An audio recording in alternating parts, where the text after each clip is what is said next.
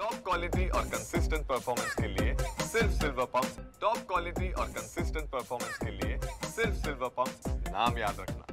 उपमुख्यमंत्री अजित पवार आज परभणी जिल्हा दौऱ्यावरती आहेत। खरं तर अवघ्या काही वेळात परभणी तालुक्यातील श्री नृसिंह पोखरणी या मंदिर परिसरात अजित पवार आदी दाखल होणार आहेत आणि प्राचीन असा हा मंदिर आहे आणि या मंदिरात अजित पवारांकडून दर्शन घेण्यात येणार आहे। जिल्ह्यातील सर्वच लोकप्रतिनिधी हळूहळू या ठिकाणी आता जमायला सुरुवात होत आहे। अजित पवार हे परभणीत दाखल झालेले आहेत। अवघ्या काही वेळात या मंदिर परिसरात ते दाखल होणार आहेत।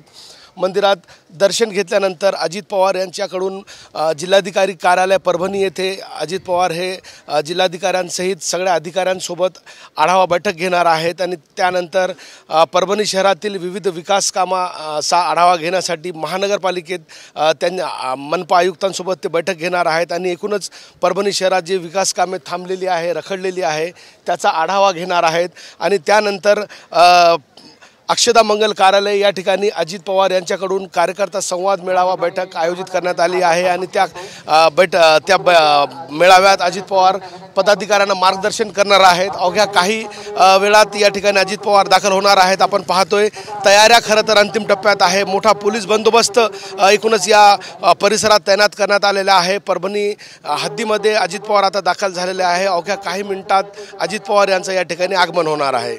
कॅमेरा पर्सन हर्षल निकमसह नजीर खान, TV9 मराठी, पोखरणी, परभणी।